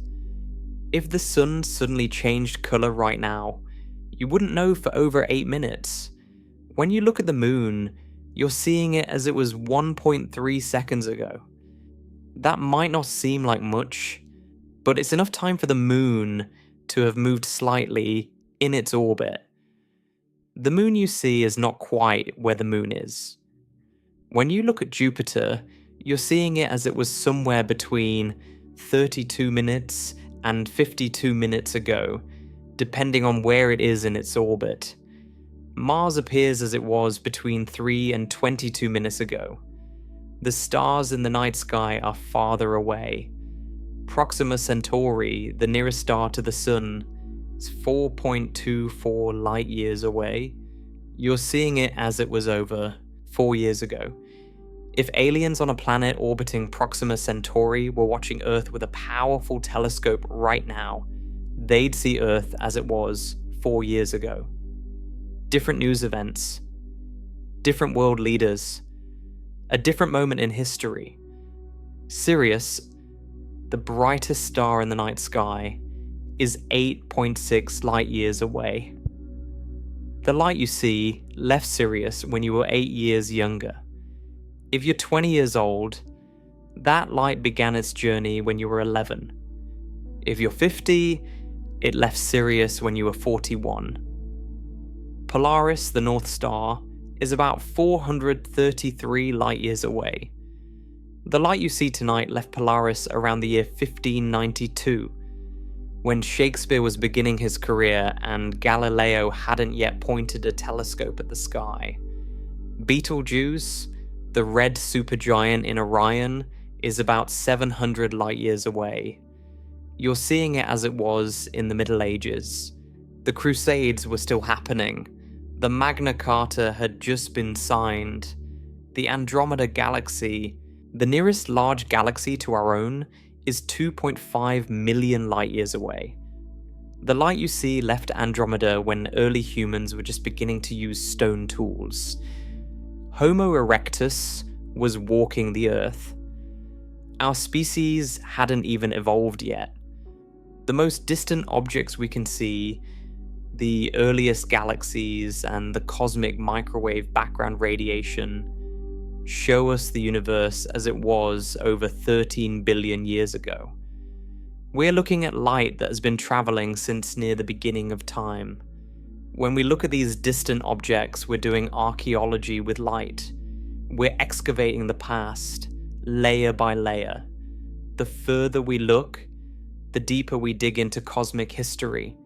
And beyond that boundary, the universe continues, but we cannot see it. The information about what's there hasn't reached us. It's not just far away, it's temporally inaccessible. The events happening there right now won't be accessible to our descendants for billions of years, if ever. The speed of light creates this strange dual horizon in space and time. It limits what we can see, what we can influence, and what can influence us.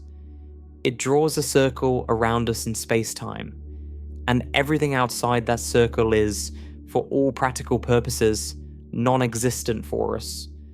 But the circle isn't static. As time passes, more light reaches us. Our observable universe grows, in a sense. Events that were outside our past light cone yesterday are inside it today. We're constantly receiving new information from the distant universe. At the same time, because of the accelerating expansion, the event horizon is shrinking. We're gaining access to the deep past of distant regions while losing the ability to interact with their future. The universe is revealing its history to us while simultaneously cutting us off from ever participating in what comes next. This creates a poignant asymmetry.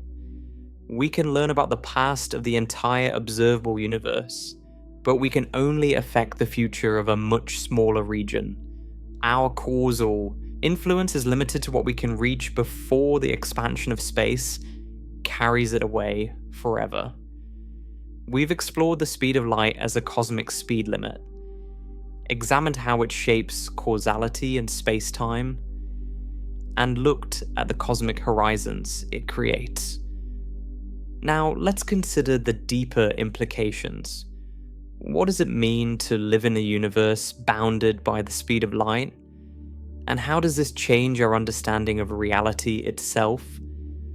First, let's appreciate just how fundamental the speed of light is to the structure of physics.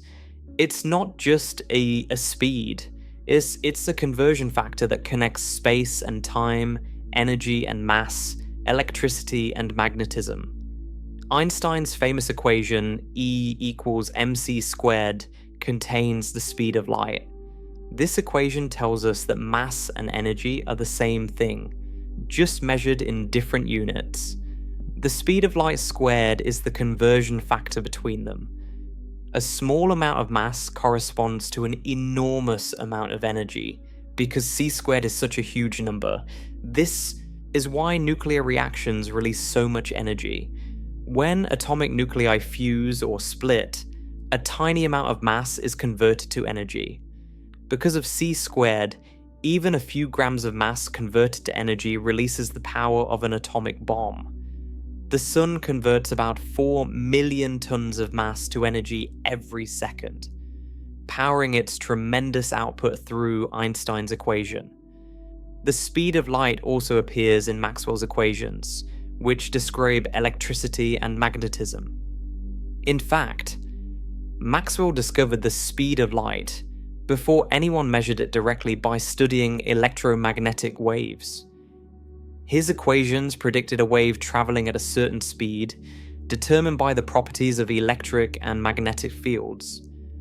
That speed turned out to be exactly the speed of light, revealing that light itself is an electromagnetic wave. This connection shows that the speed of light isn't just about optics or astronomy. It's woven into the fundamental laws governing electric and magnetic phenomena.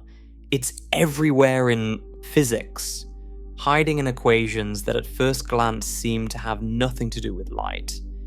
The speed of light also appears in the equations of quantum mechanics and particle physics. It shows up in the Dirac equation, which describes electrons and other fermions. It appears in the Klein-Gordon equation, which describes certain types of bosons. It's part of the definition of the fine structure constant, a dimensionless number that characterizes the strength of the electromagnetic force. Some physicists have even proposed that the speed of light might not be truly constant, that it might have been different in the early universe. This is a controversial idea, and current evidence strongly suggests that c has been the same throughout cosmic history.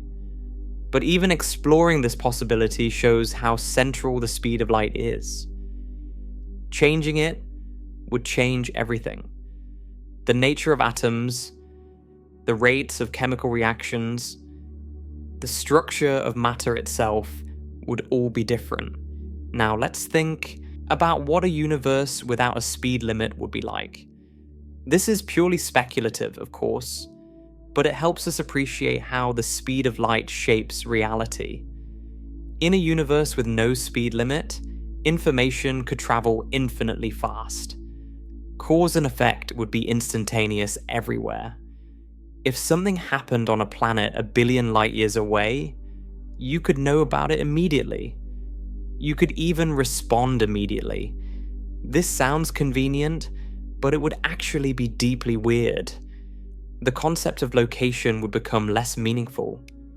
If you can instantly affect and be affected by anything anywhere, what does it mean for something to be far away? Distance would become just a label, not a barrier. More problematically, the ordering of events would become ambiguous. In our universe, the speed of light ensures that if event A causes event B, all observers agree that A happened first. But without a speed limit, this ordering could be violated. Different observers could disagree about which event came first, even for events with a causal relationship.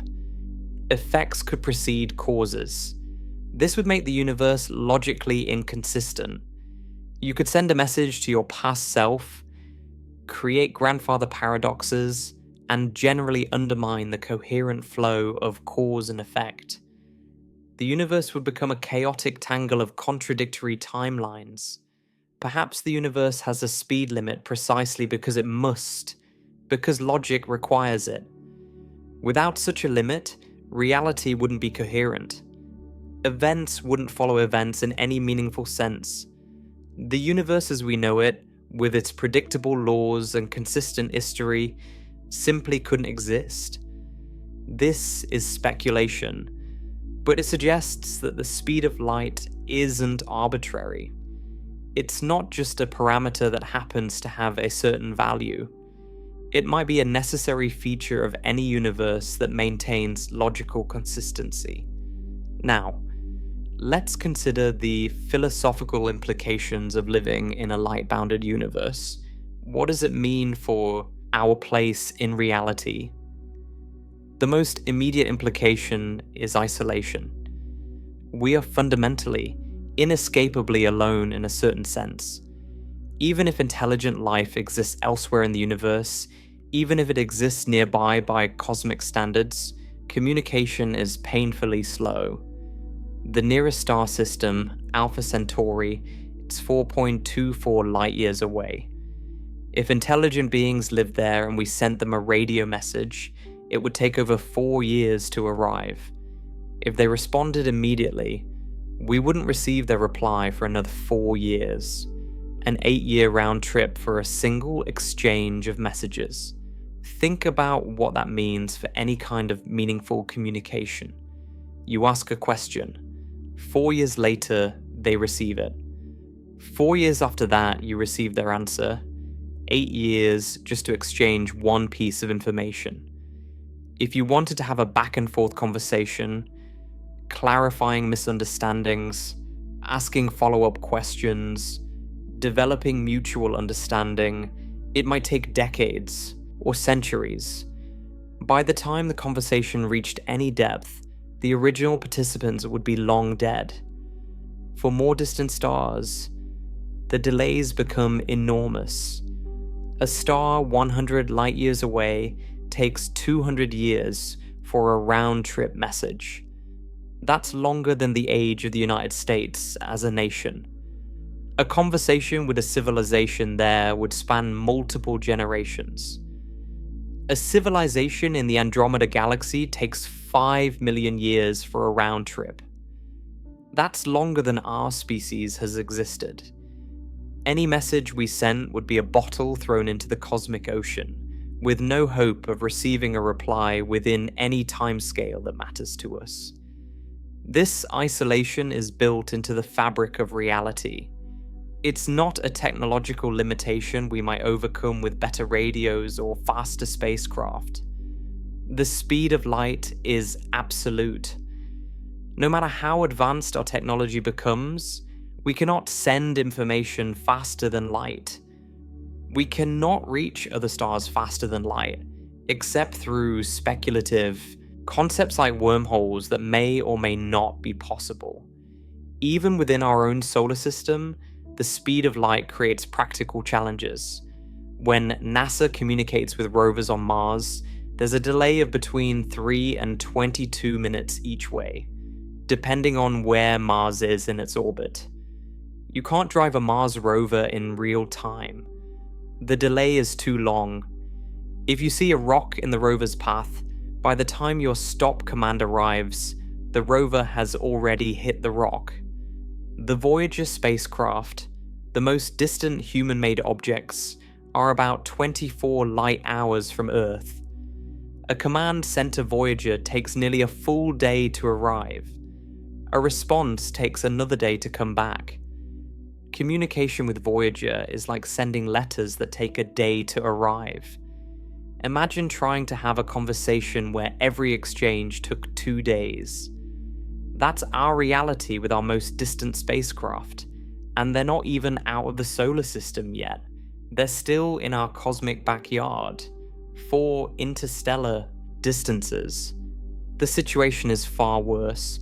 We're not just isolated from other stars, we're isolated from most of our own universe. The observable universe is 93 billion light-years across, but we can only communicate with a tiny fraction of it within human timescales. Some find this isolation depressing. The universe is vast and full of wonders, but we're trapped on our tiny planet, unable to explore more than a minute fraction of it within any human lifetime. Others find it profound. The speed of light gives the universe structure. It creates locality, the sense that here is different from there, that your actions affect your immediate surroundings more than distant places. Without locality, without the separation imposed by the speed of light, could complex structures like galaxies and planets and life have formed? Perhaps the isolation is the price we pay for existence. The universe could have been different. It could have had no speed limit. But such a universe might have been chaotic, without structure, without the possibility of complex systems. Our universe, bounded by the speed of light, allows for the gradual accumulation of complexity. Stars form over millions of years. Life evolves over billions. Civilizations develop over millennia. All of this takes time, and time is given structure by the speed of light. There's also something humbling about the speed of light. It reminds us that we're not the center of the universe. We're not special. The laws of physics don't bend for our convenience. We're subject to the same constraints as everything else, bound by the same cosmic speed limit.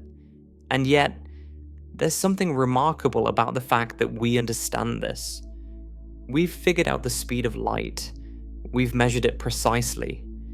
We've built theories that predict and explain its effects. We've used our understanding to create technologies like GPS and particle accelerators. The universe has produced beings capable of comprehending their own constraints. Let's talk about the edge of knowledge. What don't we understand about the speed of light and its implications? One deep mystery is why the speed of light has the value it does. It's about 300,000 kilometers per second in our units, but why that particular number? Is there something special about it, or is it arbitrary? In our current theories, the speed of light is a free parameter. We measure it and we put that value into our equations, but we don't derive it from first principles. We don't know why it has the value it does rather than some other value. Some physicists speculate that in a deeper theory, the speed of light might be determined by more fundamental quantities. Or perhaps there's no deeper explanation, and it's just a brute fact about our universe. If the multiverse exists, other universes might have different values for the speed of light, leading to different physics and perhaps different possibilities for complexity in life. Another mystery involves the behavior of the universe at extremely small scales. Quantum mechanics and general relativity, our two most successful theories, make different assumptions about space-time. General relativity treats space-time as smooth and continuous. Quantum mechanics suggests that at the smallest scales, at the Planck scale, space-time might be discrete or fundamentally uncertain. At these scales, the very concept of speed might break down. What does it mean for something to travel at a certain speed if space and time themselves are fuzzy? Some theories of quantum gravity suggest that the speed of light might be modified at extreme energies or very small distances. These effects would be far too small to detect with current technology, but they hint that the speed of light might not be the final word. There's also the mystery of quantum entanglement. When two particles become entangled, measuring one instantly affects the other, no matter how far apart they are. This seems to violate the speed of light. If I measure an entangled particle here, its partner a billion light years away instantly takes on a correlated property. How is that possible if nothing can travel faster than light? The answer is subtle. Entanglement doesn't allow faster than light communication. When you measure an entangled particle, you get a random result. You can't control what result you get, so you can't encode a message in it. The distant particle's state is correlated with yours, but neither you nor a distant observer can use this correlation to send information. Let me explain this more carefully. Suppose Alice and Bob share two entangled particles. They separate, traveling to distant parts of the universe. Alice measures her particle and gets a result, say, spin up. Because of entanglement, Bob's particle is now guaranteed to be spin down. Did Alice send information faster than light? No. From Bob's perspective, he just measures his particle and gets a random result. He doesn't know if Alice has measured hers yet. He has no idea whether his result was correlated with anything or just random.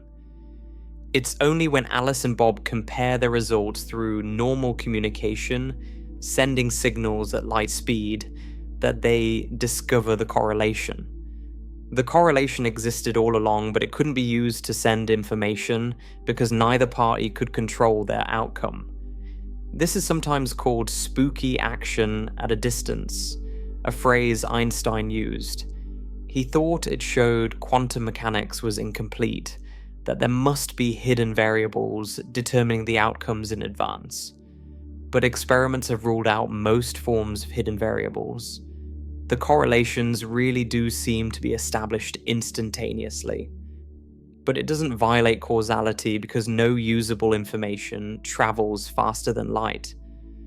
The correlations exist, but they can only be recognized after comparing results, and that comparison has to happen through conventional slower-than-light communication. This shows that the universe is subtle. The speed of light doesn't forbid all instantaneous connections. It forbids instantaneous transfer of usable information. The distinction is crucial for maintaining causality while allowing the strange correlations of quantum mechanics. Some researchers have wondered whether there might be a way to exploit entanglement for faster-than-light communication. Some clever protocol we haven't thought of yet. So far, no one has found one, and there are theoretical arguments that it's impossible, but it remains an active area of research. The deeper puzzle is why the correlations exist at all. What physical mechanism could establish correlations between distant particles instantaneously without transmitting information? We don't have a satisfying answer. We know it happens. We can describe it mathematically, but we don't understand it at a deeper level. Now, let's return to the question we start with. What exists beyond the universe? We've seen that the observable universe is bounded by the speed of light. Beyond our cosmic horizon, there's presumably more universe, more galaxies and stars, perhaps infinitely more, but we can never observe them, never interact with them, never be influenced by them. Beyond the universe itself, if the multiverse hypothesis is correct, there might be other universes with different properties. These would be even more inaccessible than distant regions of our own universe, not just beyond our cosmic horizon, but completely disconnected from our space-time. And beyond even the multiverse, here we reach the limits of meaningful speculation. We can talk about logical possibility, about mathematical structures, about abstract spaces of possible universes. But whether these concepts refer to anything real is unknown and perhaps unknowable. The speed of light teaches us about limits, about the boundaries of what we can know, influence, and experience. It defines the edge of our causal universe, the sphere within which we live and act. But within that sphere, the possibilities are vast.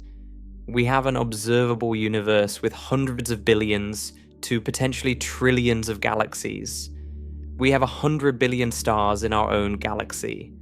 We have thousands of exoplanets discovered and billions more waiting to be found. We have Earth, a pale blue dot floating in the cosmic ocean, the only place we know that harbors life. The speed of light tells us that we cannot know everything. We cannot reach everywhere. We are finite beings in a universe that exceeds our grasp. But it also tells us that the universe is coherent. That cause and effect makes sense, that we can build models and make predictions and understand our corner of reality. Perhaps that's the deepest lesson of the cosmic speed limit. It constrains us, but it also makes us possible. A universe without limits might be incoherent, chaotic, impossible for complex structures to form. The speed of light is not just a barrier, it's a framework, a structure, a foundation on which reality is built. When you look up at the night sky, You're seeing light that has traveled for years, decades, centuries, or millennia to reach your eyes. Each photon brings a message from the past, crossing the void at the cosmic speed limit. The stars you see are not as they are now. They're as they were, years or centuries ago. You're seeing history written in light. And beyond those visible stars, beyond the farthest galaxies our telescopes can detect, the universe continues. More stars, more galaxies, more space, perhaps infinitely more, but always bounded by the same speed limit, the same causal structure, the same rules that govern our observable corner. What exists beyond the universe? The same thing that exists within it. Matter and energy, space and time, governed by the same laws, shaped by the same constraints. The edge of the universe isn't a wall, it's a horizon. And like all horizons, it moves as we move. It defines not an absolute boundary, but a limit of observation. The universe beyond our horizon exists. It's real. But it's not real to us. Not in the sense that matters for causality and influence. It's beyond our light cone, beyond our ability to affect or be affected by. In the only sense that matters for physics, it's outside our universe. The speed of light defines our universe, not just as a speed, but as a boundary, a limit to what we can know, touch, and influence. It creates the horizon beyond which lies everything we cannot reach.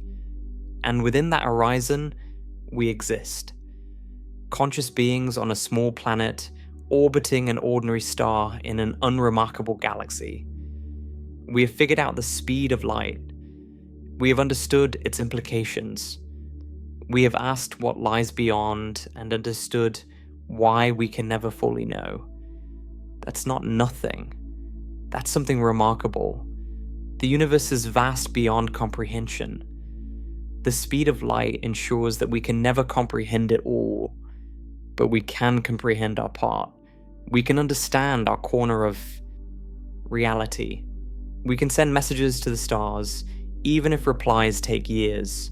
We can observe distant galaxies, even if they're already beyond our reach. We are confined by the speed of light. But within those confines, we are conscious, curious, capable of wonder. We look up at the sky and ask questions. We devise experiments and build telescopes. We push against the boundaries of knowledge. What exists beyond the universe?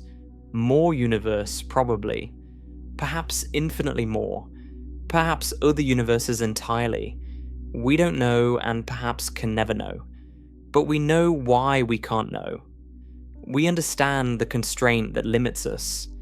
And in understanding our limits, we understand ourselves. The speed of light is the speed of causality, the speed at which reality propagates through space-time. It defines what can touch what can affect what is real to whom. It is the fundamental structure of cause and effect, the backbone of logic in the physical world. Living in a light-bounded universe means living with limits, but it also means living in a universe that makes sense. A universe where effects follow causes, where history unfolds in an orderly way, where we can understand the rules even if we can't transcend them. Think about how different things would be without the speed limit. If causality could be violated, if effects could precede causes, the very concept of science would collapse. Science depends on reproducibility, on the idea that if you do the same thing under the same conditions, you get the same result.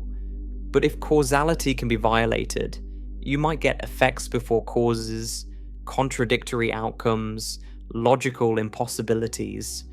History wouldn't make sense either. Events would happen in scrambled orders, depending on who was watching. There would be no coherent narrative of what happened when. The universe would be a chaos of conflicting timelines. Mathematics and logic might not work either. Our reasoning depends on chains of inference, where one conclusion follows from previous conclusions. If causality is violated, conclusions might precede their premises. You could prove anything or nothing. The speed of light isn't just a barrier, it's a foundation. It's what allows reality to be coherent. Without it, there might be no science, no history, no logic. There might be no us. This perspective reframes the speed limit from a prison wall to a supporting pillar. Yes, it confines us. Yes, it limits what we can know and do. But it also makes knowledge and action possible. We can build telescopes because physics makes sense. We can predict eclipses because causality works. We can have this conversation because logic is valid. The speed of light defines our universe, but it also makes our universe livable. A universe without limits might be a universe without structure, without meaning, without the possibility of understanding or experience. Tonight, when you look at the stars, remember that each photon has traveled at the cosmic speed limit to reach you. Remember that you're seeing the past, preserved in light. Remember that beyond what you can see, the universe continues, forever beyond your reach. And remember that you're here, on this planet, under this sky, able to wonder about it all. The speed of light may limit what you can know, but it doesn't limit your capacity for awe, for curiosity, for the simple human act of looking up and asking what's out there. We live at a special time in cosmic history. We live early enough that we can still see the evidence of the Big Bang in the cosmic microwave background. We can still observe distant galaxies before they fade beyond the horizon. Future civilizations will not have these advantages. The evidence will have been erased by the expansion of the universe. We also live late enough that the universe has had time to produce heavy elements, rocky planets, complex chemistry, and life. We live in the sweet spot where both the past and the future are accessible to us, at least to some degree. Our observable universe, bounded by the speed of light and the age of the cosmos, is our window on reality. It's finite, yes. It's limited, yes. But it's vast beyond comprehension. 2 trillion galaxies, 200 billion trillion stars, more worlds than we could ever count. Within this window, we can explore and discover and understand. We can send spacecraft to other planets. We can peer into the hearts of distant galaxies. We can trace the history of the universe back to its first moments. The universe is bounded by light, but we are the universe becoming aware of itself. We are matter contemplating matter, energy exploring energy, space-time asking questions about space-time. The speed of light confines us to a tiny fraction of all that exists, but within that fraction, we have found consciousness, meaning, and wonder. That's the answer to what exists beyond the universe. Everything and nothing. More universe, forever unreachable. More reality, forever unknown. But here, within our cosmic horizon, within the boundaries set by the speed of light, we have our lives, our world, our understanding. Let me leave you with one final thought.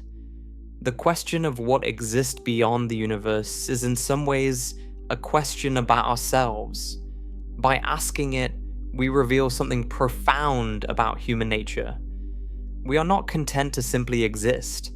We want to understand. We want to know what's out there, what's real, what's possible.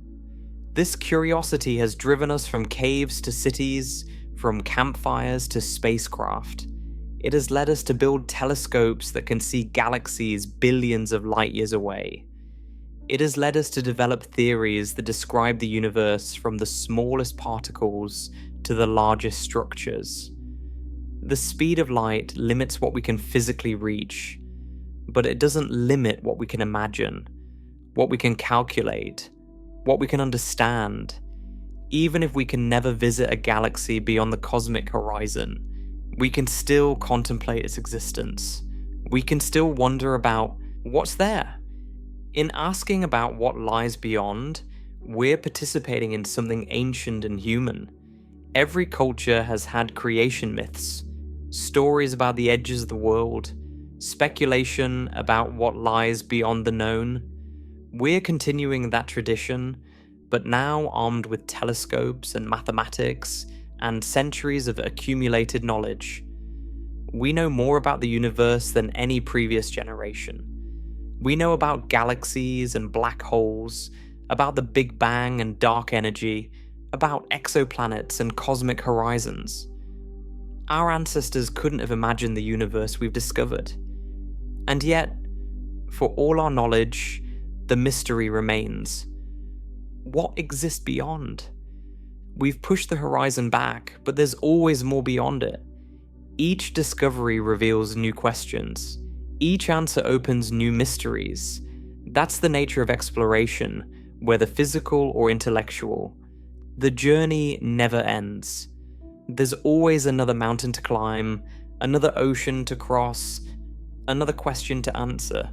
The speed of light sets a boundary on our physical exploration. We cannot travel faster than light. We cannot send messages faster than light. We are confined to our light cone, our causal universe. But within that cone, the possibilities are endless. We have billions of years ahead of us if we're careful. We have trillions of stars to study, billions of planets to explore, countless questions to investigate. The edge of the universe is not a wall, it's a horizon. And horizons have a way of receding as you approach them. Every step reveals new vistas, new possibilities, new wonders, and that is enough. That is everything. Thank you for joining me on this journey to the edge of the universe and beyond. If you found value in this exploration, please consider liking and subscribing. It helps more than you know. We've traveled far tonight, from the first measurements of light speed by Rømer watching Jupiter's moons, to Einstein's revolutionary insight that space and time are woven together, to the cosmic horizons that bound our observable universe. We've explored how the speed of light isn't just a speed, but the fundamental rate at which causality propagates through space-time. We've seen how it protects the logical structure of reality, ensuring that causes always precede their effects. We've looked at what lies beyond the observable universe, the infinite expanses we can never see, the possible parallel regions where copies of us might exist, the multiverse hypotheses that push the boundaries of science and speculation. And we've considered what all this means for us. Tiny conscious beings on a small planet, bounded by the speed of light, yet capable of understanding our own boundedness. The universe is stranger and more wonderful than our ancestors could have imagined. And there's so much more to discover. Every generation has pushed the boundaries of knowledge further. Every generation has asked questions that previous generations couldn't have formulated. What will future generations discover? What questions will they ask that we can't even conceive? The journey continues, limited by light speed but not by curiosity. And the next time you look up at the night sky, remember what we've discussed. The light reaching your eyes has been traveling at 300,000 kilometers per second. The cosmic speed limit. The fundamental constant that shapes reality. Each photon is a messenger from the past. A connection across space-time, proof that even in a universe bounded by light, we can still reach out and touch the stars, sleep well under those ancient photons. The universe is vast, but you are a part of it. The edge may be beyond your reach, but the wonder is right here, right now, in the act of asking what lies beyond. Good night.